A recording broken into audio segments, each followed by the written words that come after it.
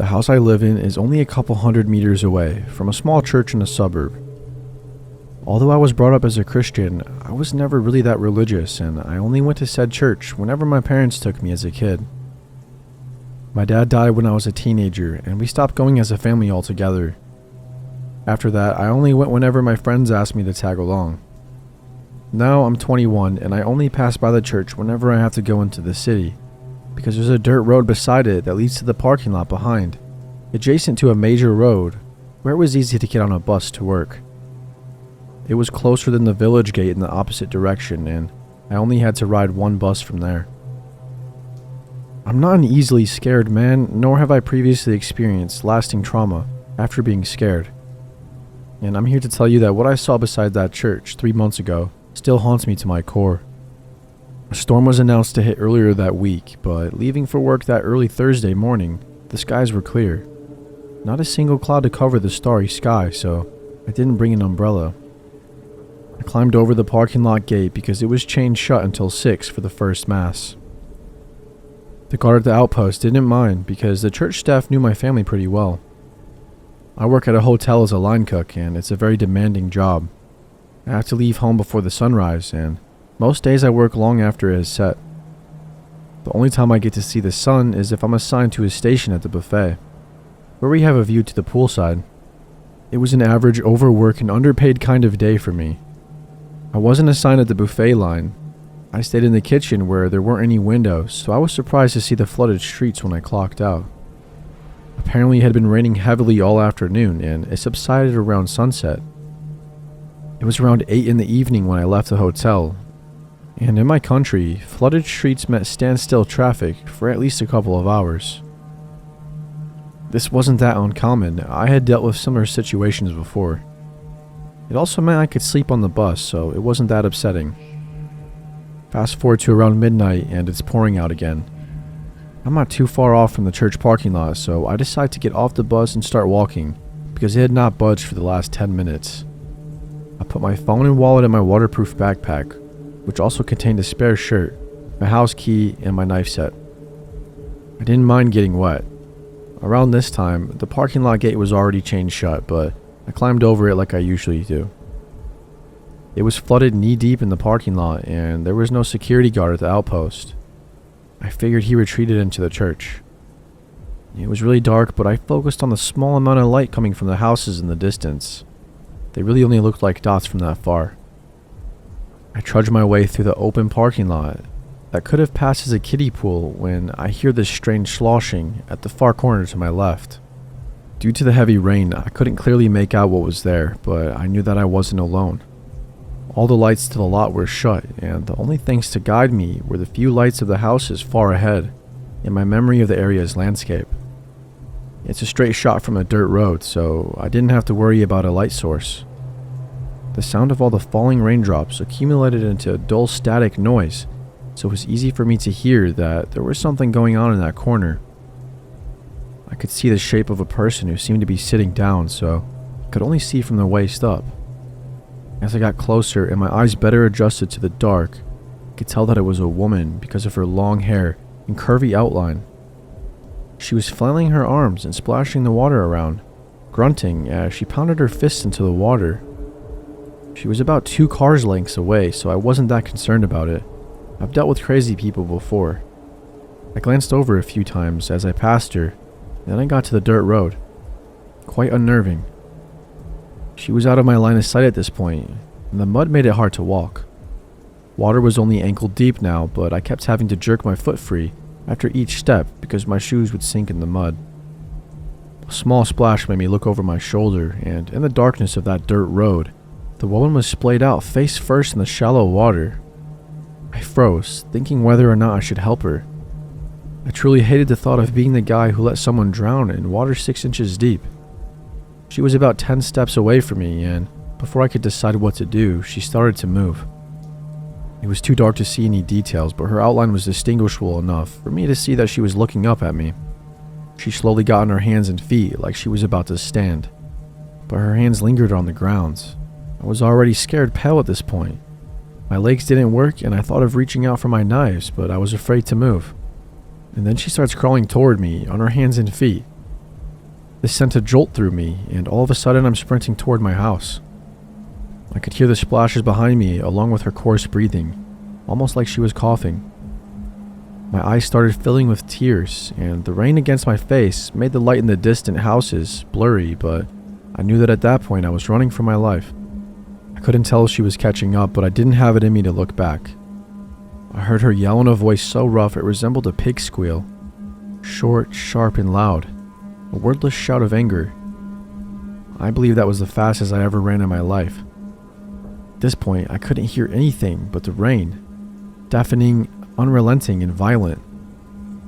My house was close. I sped by a few houses with their dim porch lights, and I could tell that I was running on asphalt. I didn't know when it happened, but apparently I lost my shoes back at the dirt road. One last bend and I was at my doorstep finally. I forcefully tore my backpack zipper open and I fumbled around the inside for the key, frantically looking around to see if she was still chasing me. I got in the house and slammed the door shut and collapsed. I don't recall the rest of that night, but when I woke up the next morning in my bed, my older brother filled me in. He was awake when I got home that night and went to the front door when the noise alerted him. He said I was on my knees, leaning against the door and quietly sobbing to myself. He woke my mom and they were trying to console me, but I wouldn't talk. They tried to ask me questions, but I would just shake my head. They got me into some dry clothes and led me to my bed. Over breakfast, I explained what happened and my mom said she'd notify the village guards. I could tell that they were concerned for my safety, but they didn't understand the fear I felt. My brother even joked about it. I didn't go to work that day. In fact, I took the rest of the week off because I caught a fever. The guards did a minor investigation and even increased patrol for a while, but they didn't find anything except for my shoes in the parking lot. I can't walk alone anymore without glancing over my shoulder every 5 seconds. Sudden loud noises make my heart jump, and I can't even stand the sound of rain. I've been getting better though. I can sleep with the lights off now. I just wish I would stop seeing the crawling woman's shape when I start drifting off to sleep. I wish I could tell you more about her, I honestly do, because it's one thing to be afraid of something, but when you lack the understanding of what you fear, your mind fills in the blanks with terrifying detail.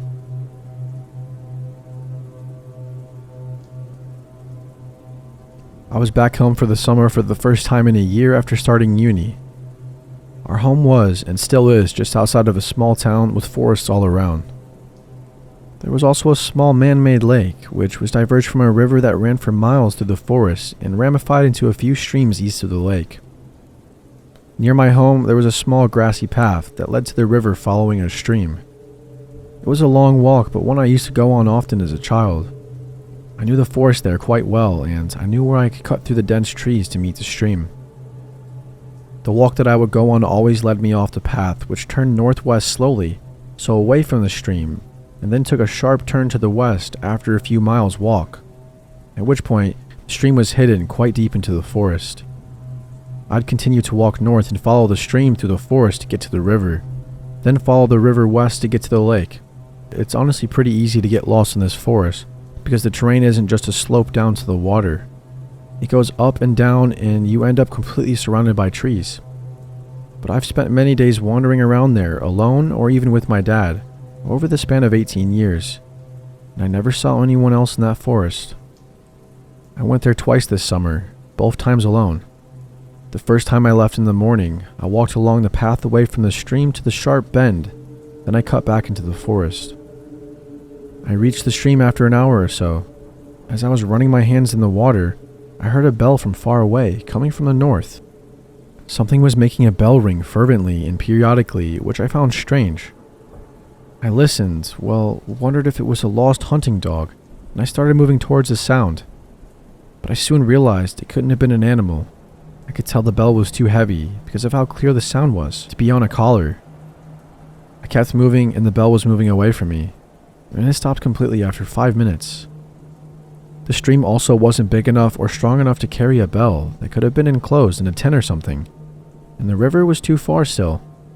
I thought of everything, but nothing explained the sound, apart from one obvious thing, which I just didn't feel comfortable with for some reason.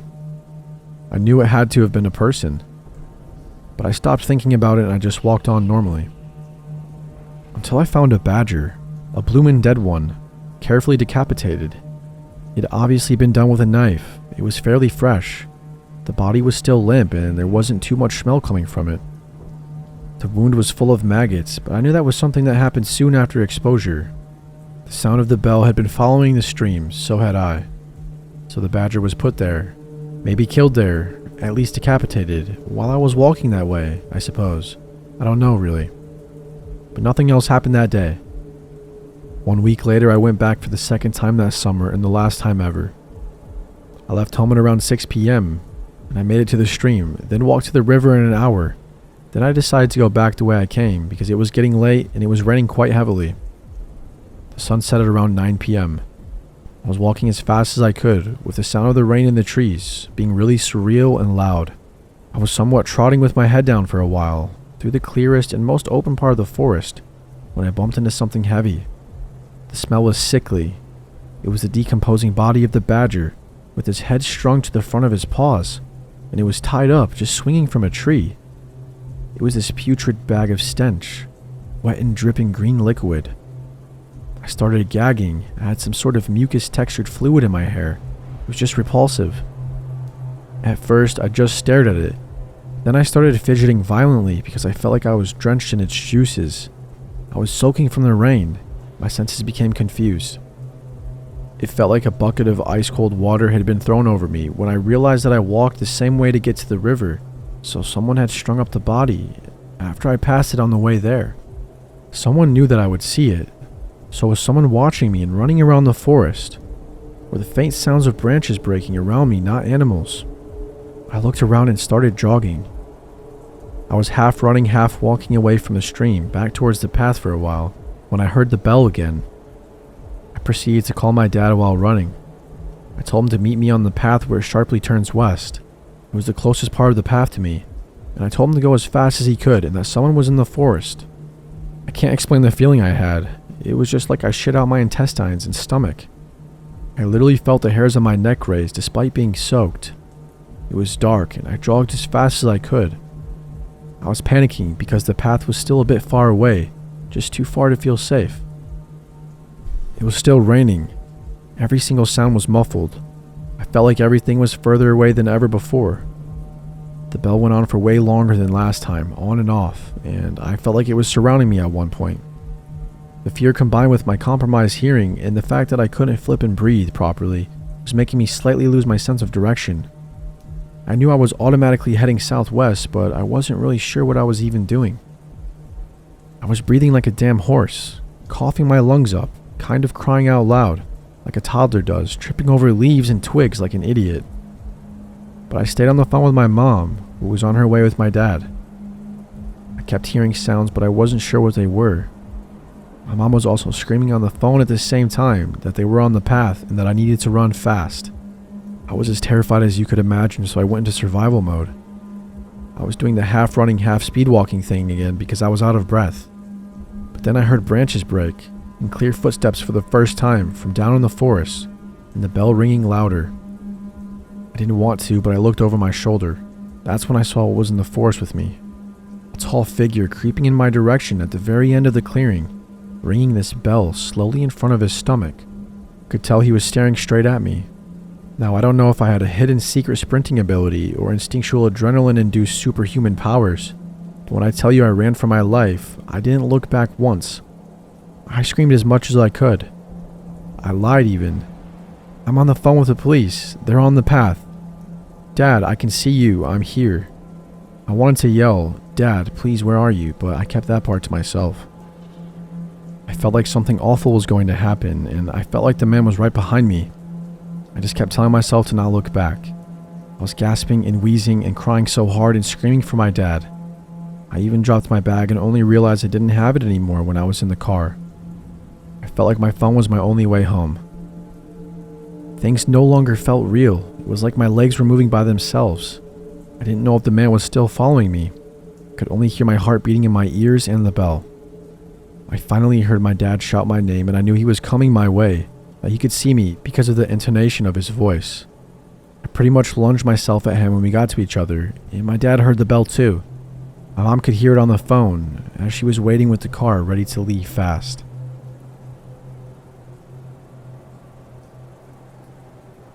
Now this is something I really want to talk about to be sure that everyone is cautious and stays level-headed at all times.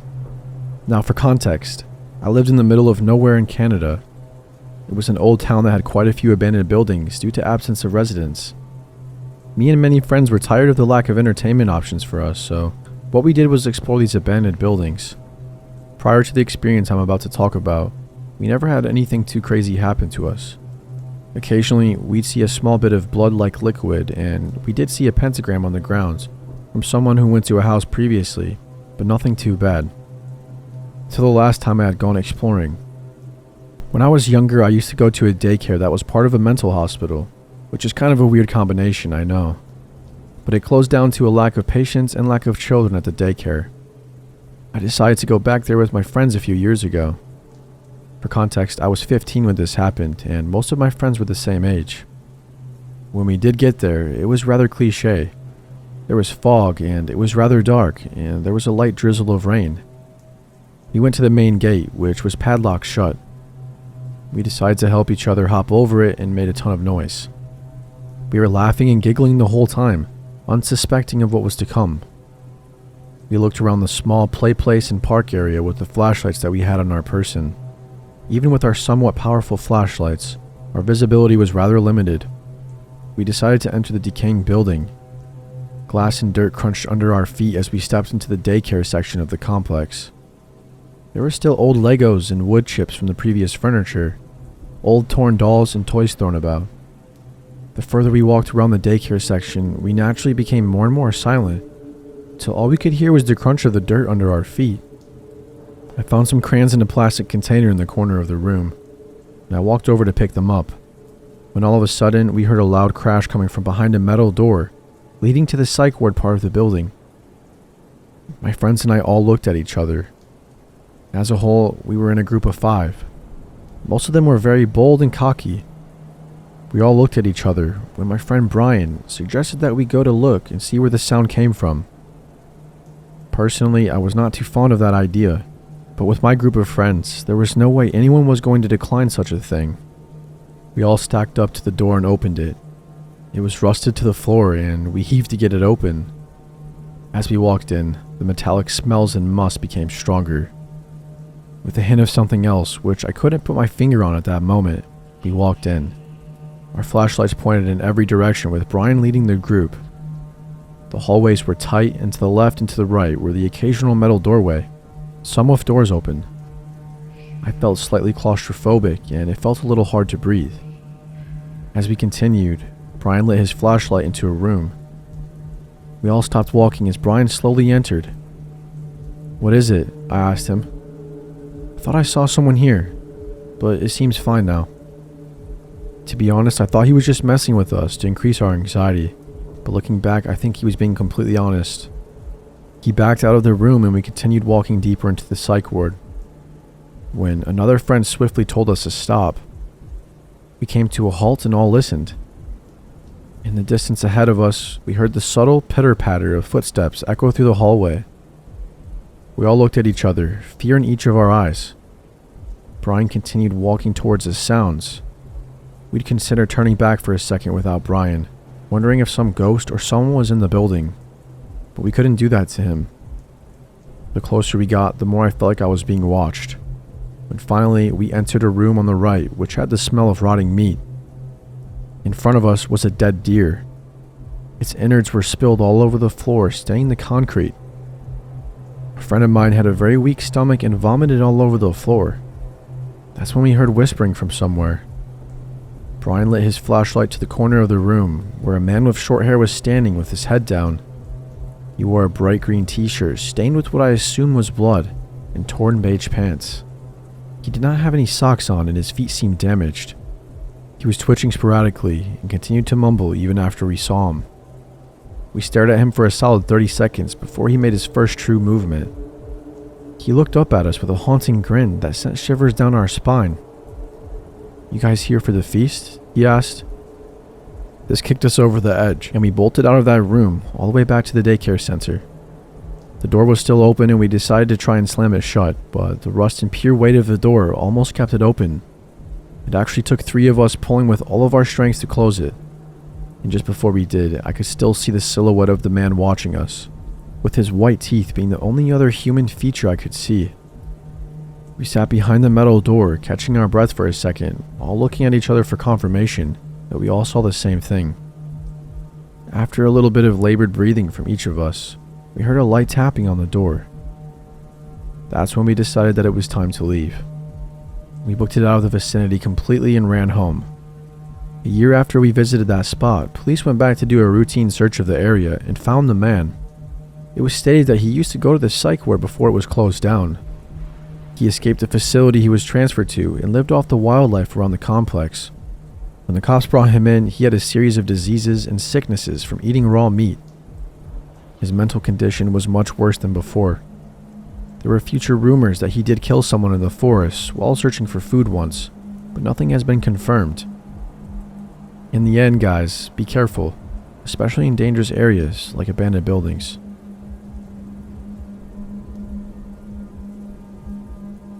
It's early November, cold, rainy, and around midnight. My fiance and I like to take spontaneous late-night drives. We typically start out on one of the main roads within our city and keep following it until we hit the next town. Sometimes our drives last for hours. The layout of my county and surrounding counties is a little bizarre. All of the cities and towns are isolated by large spreads of woods and country. I live in a relatively large college town, but a half-hour drive in one direction can land you stranded in a jagged, unmarked gravel road in the middle of nowhere, or in small weird villages that no one really knows about. It's actually pretty exciting, and that's why we do it so much. So it's around midnight. We're nearly lost. Willa, my fiance, is poking around on my phone, trying to figure out what road we're on. We're on a mud path in a part of the country framed by small towns that we've never heard of. There are no other cars on the roads. It's rainy and misty, and the headlights on my car aren't doing a damn thing. There are strands of trees and brush on either side of the road. We're heading north. She tells me that she thinks we're going to cross 200th Street West, which runs into Rye Road, which is a straight shot to an area that we kind of know. We make our way down the mud road for about a half hour and we never hit it. We've always had fun on these sorts of drives. It's the first time we've ever really been on edge. Willa says we should have found 200th Street West already and asks me if she thinks that we passed it without noticing. I ask nervously if we should turn around, but she doesn't think we can without backing up into a tree or a ditch. I'm driving a Mazda and it has an awfully wide turn. She's biting her nails while scrolling around on Google Maps. 10 minutes pass and we finally see a little black road snaking up a hill, branching off of the road we're on. I hurriedly turned onto it. It's very narrow and twigs and branches are raking the doors and windows of the car. When we complete the climb up the little road, we find ourselves in a wide paved clearing with a house at the back of it, tucked into the thick woods. Willa doesn't miss a beat and starts hissing for me to turn around. Our headlights illuminate the whole property, which is in major disrepair. No lights, windows shattered, siding and shingles shredded. The yard is littered with scraps and trash. Barrels, car parts, tools, and hundreds of glass bottles. Branches, slabs of concrete, and rocks. And there was a nasty old Chevy pickup. It looks like the house is sitting on top of it all. Every inch of the property is entangled in nets of ivy and weeds. Willa points out little moving shadows and glowing spots around the yard. There are dozens of cats around and they're all looking at us with their eyes glimmering from the headlights. I almost pissed myself when a walnut-sized rock darts out of the bush and pops against the windshield. It completely fractures the glass. Willa screams and grabs my arm and she's whimpering, Denny, what the hell was that? What was that? Oh my god, what just happened? The rain is pouring in black streams down the trees, over the house and across the pavement. All of the blood runs from my face. After a few seconds, a man stumbles out from the bushes and weeds and he's carrying a shovel. He's swallowed in a big, dirty navy coat and he has a beard. Then a screen door at the house opens and all the cats scatter. A tall, thin, spidery-looking woman crawls out onto the porch. She has long, wild gray hair. She's just up high enough on the porch that the headlights don't reach her eyes. She wipes her unusually dark hands on her skirt. I have no clue what was on her hands, but that's what I remember most about her. Just how dark her hands were. She stares at us.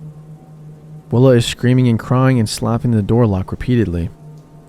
I throw the car into reverse, rolling over cinder blocks and branches, and then screech back down the road. After Willa stops crying and there's some distance between us and the house, I started to relax. Yet when we finally get out of the woods and hit a long, straight stretch of road, I notice headlights behind us. I get a stomachache when I notice the cars mimicking all of our turns onto different roads. After nearly half an hour of being pursued, we finally reach a gas station being visited by a few other people. I watch the vehicle pass, and it's the same nasty Chevy truck that we saw at the house. They stalked us all the way to the next town. We wait till we see the truck disappear down the road before we get out, get some food, and ask for directions. On our way home, I looked at the rear view mirror more than I do at the road ahead. When we got back early in the morning, my teeth don't stop chattering until I fall asleep.